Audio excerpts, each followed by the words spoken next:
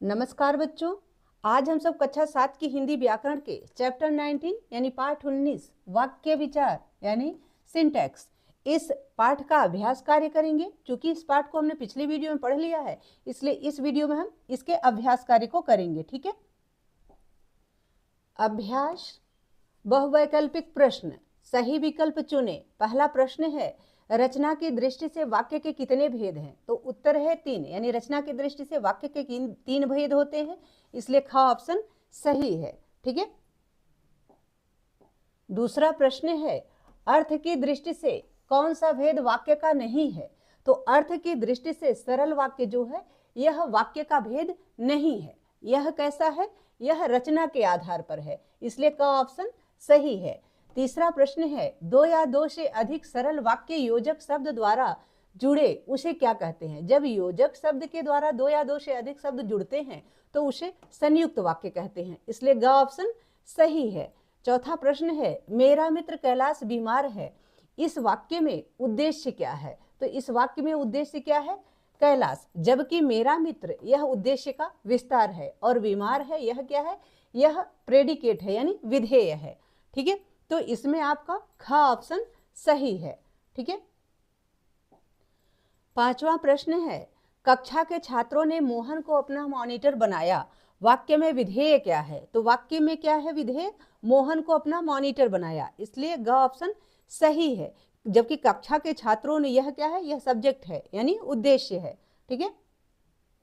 छठा प्रश्न है, मीनाक्षी खेलेगी, मैं खेलूंगी और पंखुरी खेलेगी, इन वाक्यों से बना सरल वाक्य क्या होगा? तो सरल वाक्य क वाला ऑप्शन सही है कि मीनाक्षी, मैं और पंखुरी खेलेंगी, यह सरल वाक्य का सही उदाहरण है, इसलिए का ऑप्शन सही है। सातवां प्रश्न है, निम्नलिखित में से सरल वाक्य चुनिए, यानी जो वाक्य यहाँ दिए गए इसमें से सरल वाक्य क्या है?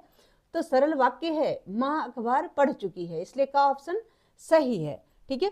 आठवां प्रश्न है, सरदार पटेल एक लोकप्रिय नेता थे, वाक्य में उद्देश्य छाटिए। तो वाक्य में उद्देश्य क्या है? सरदार पटेल। ठीक है, एक लोकप्रिय नेता थे, यह क्या है?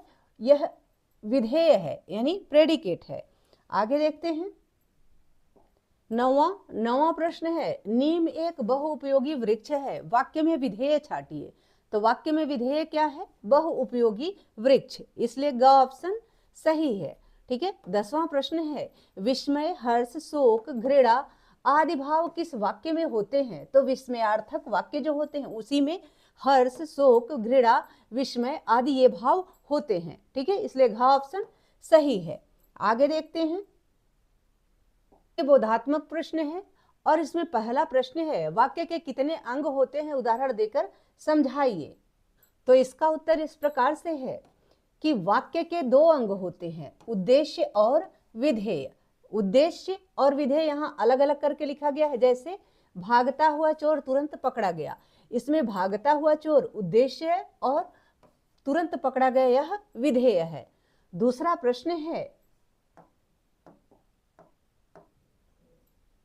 प्रश्न है, रचना की दृष्टि से वाक्य कितने प्रकार के होते हैं? उदाहरण सहित बताइए। तो रचना के आधार पर, रचना की दृष्टि से वाक्य 3 प्रकार के होते हैं, यानी रचना के आधार पर वाक्य 3 प्रकार के होते हैं, सरल वाक्य, संयुक्त वाक्य और मिश्र वाक्य। जैसे रमेश ने खाना खाया, यह सरल वाक्य है। यह कैसा वाक्य है? यह एक सरल वाक्य है। और दूसरा है, वह चला गया परंतु रास्ते से लौट आया, यह संयुक्त वाक्य है। तीसरा वाक्य है, मोहन ने पूछा कि तुम कहाँ गए थे, यह मिश्र वाक्य है, जो कि की के द्वारा मिश्रित किया गया है और यह परंतु के द्वारा संयुक्त किया गया है। ठीक है। आगे तीसरा प्रश्न देखते हैं। तीसरा प्रश्न है, अर्थ के आधार पर वाक्य कितने प्रकार के हैं? तो उत्तर है, अर्थ के दृष्टि से वाक्य 8 प्रकार के होते हैं, यानी अर्थ के आधार पर वाक्य 8 प्रकार के होते हैं। विधानार्थक वाक्य, निषेधार्थक वाक्य, प्रश्नार्थक वाक्य, आज्ञार्थक वाक्य, संदेहार्थक वाक्य, संकेतार्थक वाक्य, इच्छार्थक वाक्य और विस्मयार्थक वाक्य। ये 8 प्रकार के वाक्य होते हैं जो अर्थ के आधार पर बांटे जाते हैं। ठीक है। चौथा प्रश्न है, विधेय किसे कहते हैं? उदाहरण देकर बताइए। तो इसका उत्तर इस प्रकार से है कि उद्देश्य के विषय में जो कुछ कहा जाता है वह विधेय होता है। विधेय का विस्तार भी हो सकता है, यह भी आपको बताया गया है, लेकिन इतना आप न लिखना चाहें तो नहीं भी लिख सकते हैं। जैसे उदाहरण देखिए, मैंने बड़ी रुचि से पुस्तक पढ़ी, तो इसमें बड़ी रुचि से पुस्तक पढ़ी यह क्या है, यह विधेय है, ठीक है। और जबकि मैंने क्या है, यह उद्देश्य है। तो जिसके विषय में बात की जाती है वह विधेय होता है, यानी वही प्रेडिकेट होता है। आगे है 5वां प्रश्न। 5वें प्रश्न में आपसे कहा गया है कि नीचे लिखे वाक्यों का पद क्रम ठीक कीजिए, यानी उल्टे क्रम में लिखे गए हैं, इनको सही क्रम में कीजिए। जैसे कह है बच्चे को काट कर सेब खिलाओ, तो यह वाक्य जो है गलत है, क्योंकि यदि बच्चे को काट देंगे तो फिर सेब किसको खिलाएंगे। इसलिए सही पद क्रम क्या होगा कि सेब काट कर बच्चे को खिलाओ, ठीक है। दूसरा वाक्य है यहाँ शुद्ध गाय का दूध मिलता है, यानी यहाँ गाय को शुद्ध बताया गया है, उसके दूध को शुद्ध नहीं बताया गया है। जबकि सही वाक्य क्या होगा कि यहाँ गाय का शुद्ध दूध मिलता है, ठीक है। आगे है ग मैं खेलूंगा पढ़कर, यह वाक्य अटपटा है, यानी इसका पदक्रम गलत है और सही पदक्रम क्या होगा कि मैं पढ़कर खेलूंगा। घ है सीता गाती है गीत, तो इस वाक्य का पदक्रम गलत है, जबकि सही पदक्रम क्या होगा कि सीता गीत गाती है, ठीक है। आगे छठा प्रश्न है, अब हम छठा प्रश्न देखेंगे। छठे प्रश्न में आपसे कहा गया है कि निम्नलिखित वाक्यों में से उद्देश्य और विधेय अलग अलग करके लिखिए, यानी सब्जेक्ट और प्रेडिकेट को अलग कीजिए। यहाँ वाक्य दिया गया है, पहला वाक्य है मेरी बेटी नया स्वेटर बुन रही है, तो इसमें उद्देश्य है मेरी बेटी और नया स्वेटर बुन रही है, यह प्रेडिकेट है, विधेय है, ठीक है। ख है राष्ट्रपिता महात्मा गांधी ने भारत स्वतंत्र कराया, तो राष्ट्रपिता महात्मा गांधी यह सब्जेक्ट है और महात्मा गांधी ने यहाँ तक सब्जेक्ट है और भारत को स्वतंत्र कराया, भारत स्वतंत्र कराया, यह क्या है, यह प्रेडिकेट है, ठीक है। आगे है गंगा एक पवित्र नदी है, तो इसमें गंगा क्या है, यह आपका सब्जेक्ट है, उद्देश्य है, और एक पवित्र नदी है, यह प्रेडिकेट है, यानी विधेय है।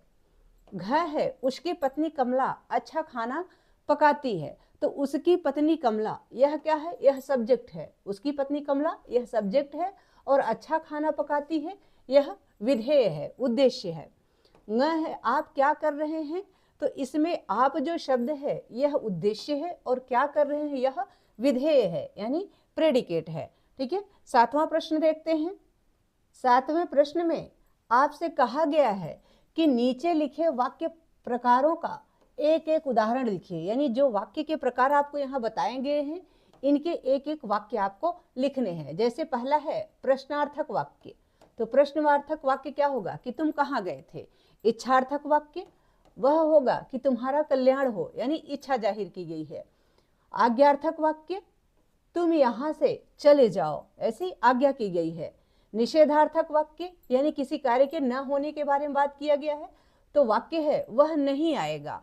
संयुक्त वाक्य मोहन विद्यालय जाता है और मन लगाकर पढ़ता है। मिश्र वाक्य मोहन ने पूछा कि तुम्हारा भाई किस कक्षा में पढ़ता है। सरल वाक्य बत्ती लाल होते ही यातायात रुक गया, ठीक है। आगे देखते हैं 8वां प्रश्न। 8वां प्रश्न है अर्थ की दृष्टि से इन वाक्यों का भेद लिखिए, यानी अर्थ की दृष्टि से ये कौन से वाक्य हैं यह आपको बताना है। क है नीलिमा मेरी बहन है, तो यह कैसा वाक्य है, यह विधानार्थक वाक्य है, ठीक है। दूसरा है ख मेरी बात तुम मेरी बात नहीं मानते, यह निषेधार्थक वाक्य है। ग है वह कब आया था, तो यह प्रश्नार्थक वाक्य है। घ है अगर मेरी बात मानते तो काम बन जाता, यह संकेतार्थक वाक्य है। ङ है शायद आज ठंडी हवा चले, तो यह संदेहार्थक वाक्य है, ठीक है। आगे 9वां प्रश्न है, तो 9वें प्रश्न में आपसे पूछा गया है कि रचना के आधार पर, रचना की दृष्टि से इन वाक्यों का भेद लिखिए। अब तक आपको अर्थ के आधार पर वाक्य का भेद बताना था, अब आपको रचना के आधार पर वाक्य का भेद लिखना है, ठीक है। इसमें क है मैं कल कोलकाता जाऊंगा, तो यह एक सरल वाक्य है। ख है डॉक्टर आया और मरीज ठीक हो गया, यह एक संयुक्त वाक्य है जो कि और से जोड़ा गया है। ग है गुरुजी ने कहा कि कल छुट्टी रहेगी, यह एक मिश्र वाक्य है। घ है तुम वहां चले जाओ जहां बस खड़ी है, तो यह भी मिश्र वाक्य है। ठीक है, आगे 10वां प्रश्न देखते हैं। 10वां प्रश्न में आपसे कहा गया है कि निर्देशानुसार वाक्य बदलिए, यानी जैसा आपको निर्देश दिया गया है उसी प्रकार से वाक्यों को आप परिवर्तित कीजिए, बदलिए। ठीक है, क है अनीता पुस्तक पढ़कर सो गई, तो इसको आपको संयुक्त वाक्य में बदलना है। तो वाक्य होगा कि अनीता पुस्तक पढ़ी और सो गई। ठीक है, ख है जैसे ही पुलिस पहुंची भीड़ तितर बितर हो गई, तो सरल वाक्य में बदलना है। तो वाक्य होगा कि पुलिस के पहुंचते ही भीड़ तितर बितर हो गई। ग है मेरे वहां पहुंचते ही शांति हो गई, मिश्र वाक्य में बदलना है। उत्तर होगा कि जैसे ही मैं वहां पहुंचा वहां शांति हो गई, या तैसे ही यह भी लिख सकते हैं, या इतना स्किप भी कर सकते हैं। ठीक है, घ है सफलता परिश्रम करने वालों के कदम चूमती है, इसको भी मिश्र वाक्य में बदलना है। तो जो परिश्रम करता है सफलता उसके कदम चूमती है। ठीक है, इस प्रकार से वाक्य होगा। आशा है कि यह पाठ तथा इसका अभ्यास कार्य आप सबको बहुत अच्छे से समझ में आ गया होगा। इस पाठ को हमने पिछली वीडियो में पढ़ लिया है, तो आप उसको वहां से देख लीजिएगा, और उसका अभ्यास कार्य इसमें हल किया गया है। ठीक है, तो दोनों वीडियो आप सबको आशा है कि बहुत अच्छे से समझ में आ गया होगा। यदि पाठ से संबंधित या वीडियो से संबंधित कोई सुझाव हो या आपकी कोई क्वेरी हो, प्लीज कमेंट बॉक्स में अवश्य लिखिएगा। वीडियो पसंद आए तो इसको लाइक करें, शेयर करें, चैनल पर नए हैं तो प्लीज इसे सब्सक्राइब अवश्य करें। बहुत बहुत धन्यवाद।